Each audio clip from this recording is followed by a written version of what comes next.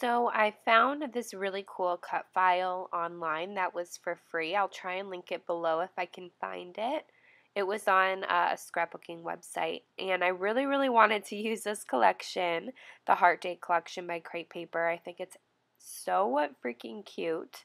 So I'm taking some of the colors from the collection, and then I'm using some watercolors to try and make just not a gradient because it's not ombre or anything. I'm just putting the colors kind of in color blocks down the piece of paper so that when I put the cut file down, it will have something to kind of make it pop a little bit more than just a white filled cut file on a white piece of paper.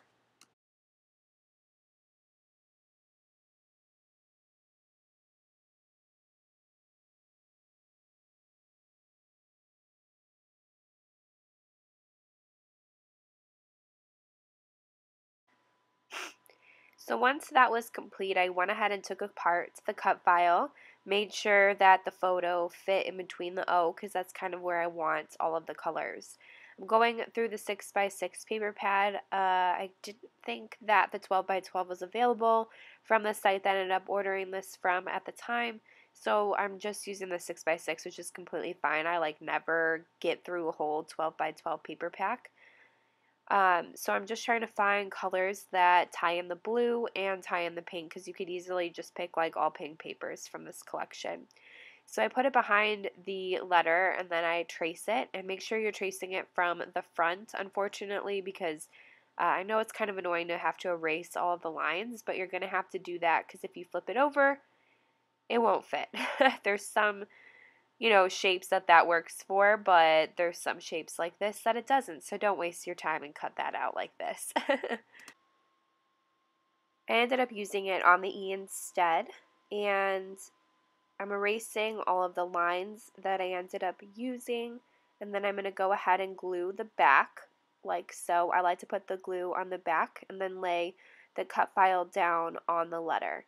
So that is what it looks like. This is going to be my process for every single background. And it is a little time consuming, but I feel like it's really worth it. And to be honest, I don't really mind doing it. Um, and then I realized I wanted to bring that E a little bit further in.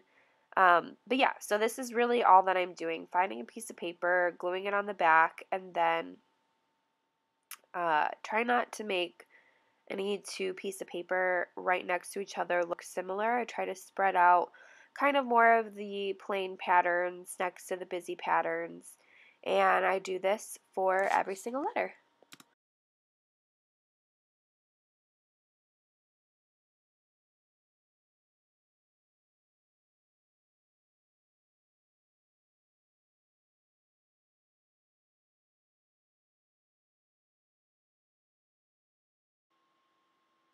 Okay, so everything for the cut file is finally done. This is what it looked like at the end.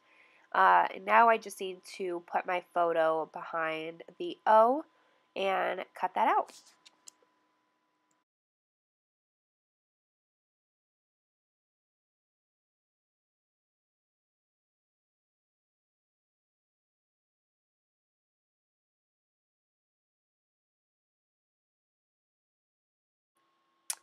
I don't know why, but sometimes I really like the cut file to have dimension. I know this adds a whole nother layer of work, but I really think that it's worth it to put foam on the back just to add a little bit of dimension to the cut file because the cut file, really is the main focus of the page. I mean, of course, I try to make the photo the main focus, but I really like the cut file too.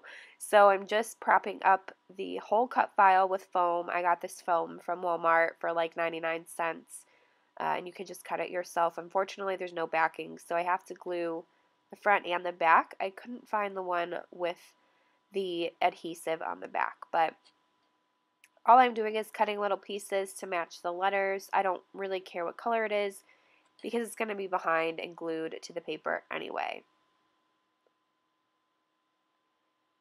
So when that is all done, I'm going to go ahead and glue the back of this. I'm using a glue adhesive just because my roller adhesive does not stick to the foam.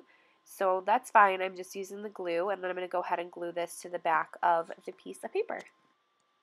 And then I realized if you look at some of the embellishments, there are a lot of gold pieces. So I wanted to do some gold splatters, so I went ahead and used my Heidi Shine gold and just sprayed across the back of the paper so that there's some gold kind of spotting through the cut file as well. So when I add the embellishments, it will tie together really nicely.